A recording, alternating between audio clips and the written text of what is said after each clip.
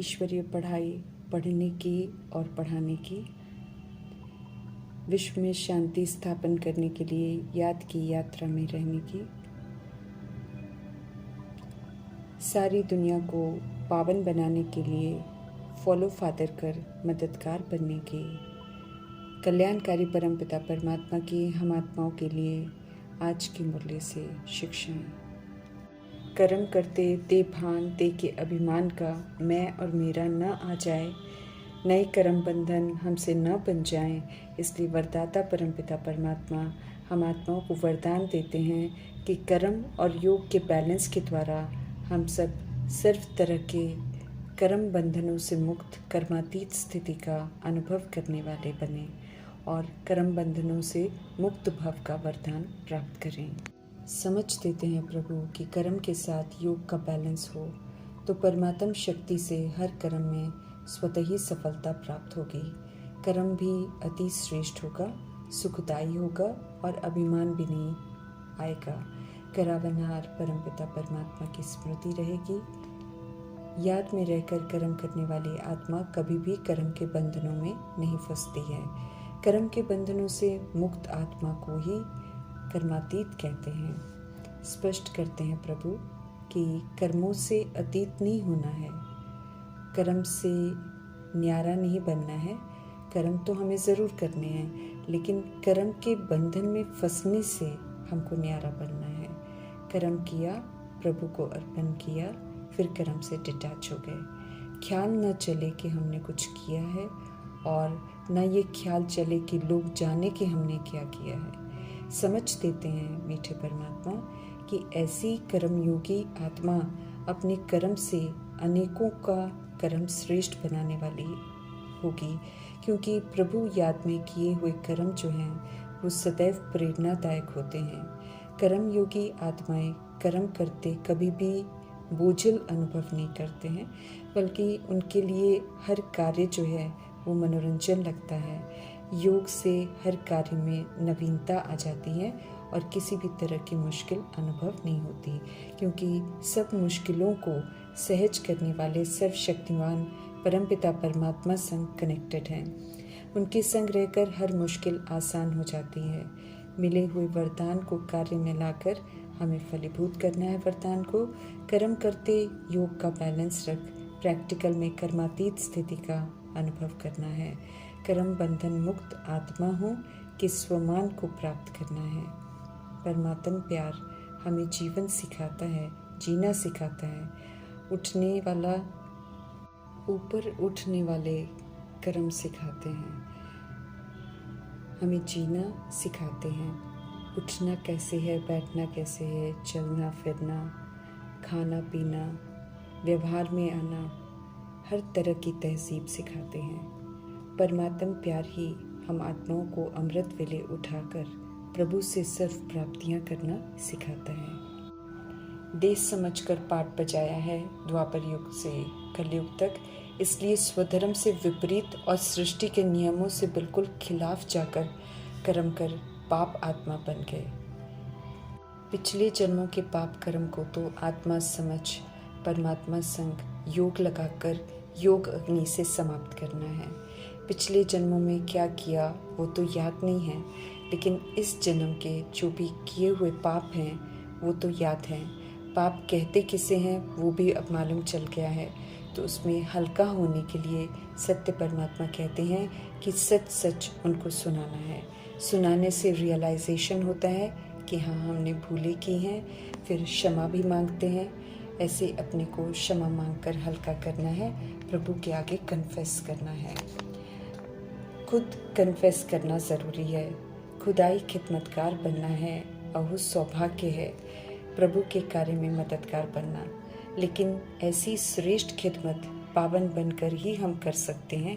इसलिए प्रभु जी कहते हैं कि याद की यात्रा में रहकर पावन बनो। यात्रा अर्थात एक पाप दूसरा न कोई, फिर कोई और याद ना आए।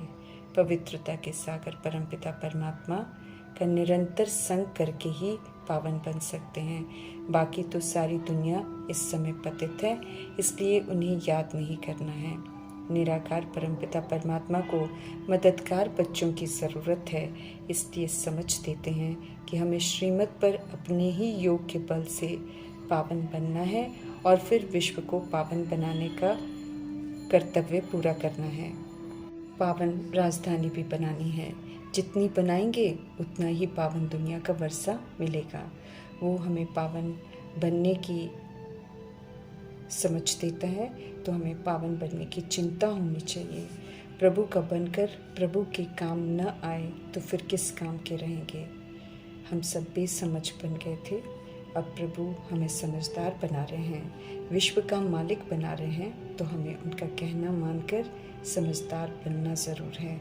पवित्र आत्माएं समझदार हैं, तभी वो पूजी जाती हैं। शिव बाबा कल्प में एक ही बार संगम युग में ब्रह्मा मुख द्वारा बोलते हैं, सत्य सुनाते हैं, ज्ञान रत्नों से धनवान बनाते हैं, मनुष्य से फरिश्ता, फरिश्ता से देवता बना देते हैं, अंधविश्वास झूठी मान्यताओं से विकारों की दलदल से बाहर निकालते हैं, जिनकी पूजा करते हैं भक्ति मार्ग में उनकी बायोग्राफी बताते हैं, बिना ऑक्यूपेशन जाने की हुई पूजा निष्फल हो जाती है। भक्ति मार्ग में सत्यनारायण की कथा सुनकर कोई भी नारायण नहीं बना। सत्य परमात्मा की सच्ची मुरली को सुनकर उसको अमल में लाकर प्रजापिता ब्रह्मा श्री नारायण का मर्तबा लेकर दिखाते हैं।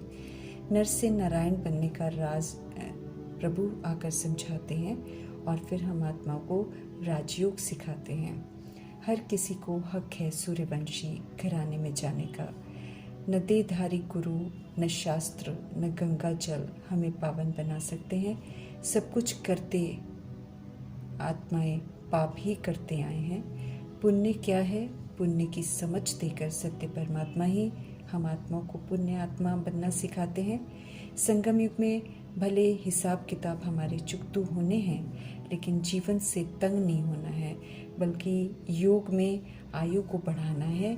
योग प्रति प्रभु बहुत जोर देते हैं, इससे ही पाप कटते जाएंगे। अंत में भी सत्य परमात्मा की याद रहेगी, सदगति हो जाएगी। इस समय प्रभु श्रेष्ठ बनने की समझ देते हैं, जिसके फिर भक्ति मार्ग में त्योहार मनाए जाते हैं। पवित्रता की प्रतिज्ञा करवाकर निभाने को कहते हैं प्रभु, तो फिर रक्षाबंधन का त्योहार मनाते हैं। बीती को बीती कर पुराने स्वभाव संस्कार को बुराइयों को जलाकर एक के रंग में रंग कर होली बनने की समझ देते हैं, तो भक्ति में फिर स्थूल विधि से होली का त्योहार मनाते हैं। विकारों पर जीत पहनने की समझ देते हैं, तो विजयदशमी मनाते हैं, रावण को जलाते हैं। आत्मा की स्मृति दिलाकर आत्मा की जोत जगाते हैं, तो फिर यादगार में दीपावली का त्योहार मनाते हैं। सत्य परमात्मा के हर कर्तव्य का यादगार जरूर बनता है। प्रभु का संग कर हम सब अभी स्वच्छ बनते हैं, हमारी बुद्धि पारस बनती है। ऐसी बुद्धि से सारे कार्य सहज कर लेते हैं। सभी को सत्य बाप का परिचय देना है। शरीर के पिता से हद का वर्षा मिलता है, आत्मा के पिता से पारलौकिक बाप से बेहद का वर्षा मिलता है 21 जन्मों के लिए। ये संगम युग की वर्षा अद्भुत वर्षा है। घर घर परमात्म संदेश देना है, फिर कोई माने या ना माने अभी, लेकिन विनाश के समय में रियलाइज करेंगे, याद भी करेंगे संदेश को और संदेश देने वालों को। कम से कम उलहना तो नहीं देंगे, इसलिए प्रभु कहते हैं संदेश तो सभी को दे देना है। योग के बल से मातेश्वरी और प्रजापिता ब्रह्मा फरिश्ता बनते हैं, ऐसे ही हमें भी बनना है। अभी नॉलेज का पाठ है, हमें नॉलेज से फुल होना है। सब कुछ यथार्थ सुनाते हैं परमपिता परमात्मा, इसलिए कोई मजाक भी उड़ाए तो भी बैच साथ में ज़रूर रखना है। कल्याणकारी शिव बाबा के फरमानों पर हमें चलना है।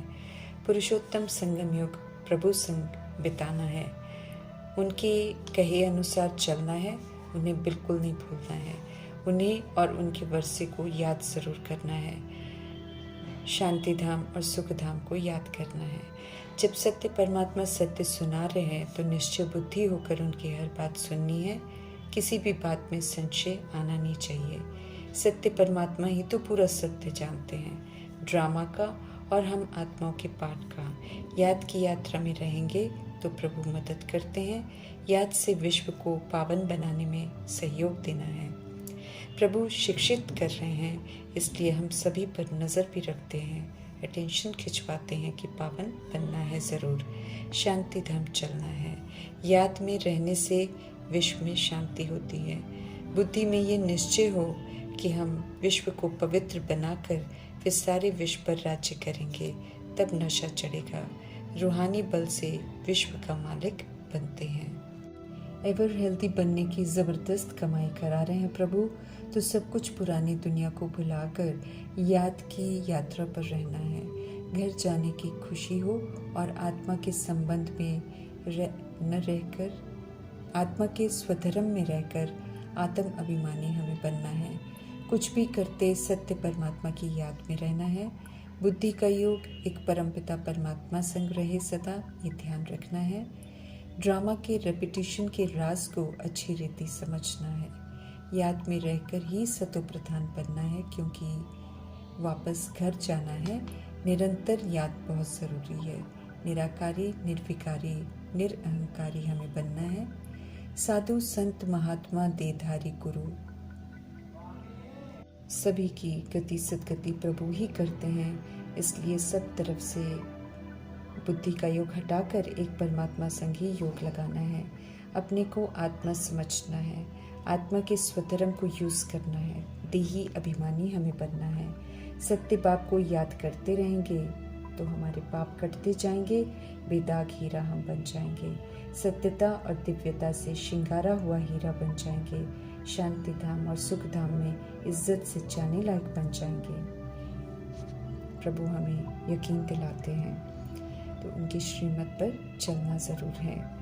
देभान दे अभिमान से मुक्त कर हम आत्माओं को देही अभिमानी बनाने वाले ज्ञान के सागर परमपिता परमात्मा का धन्यवाद करते हुए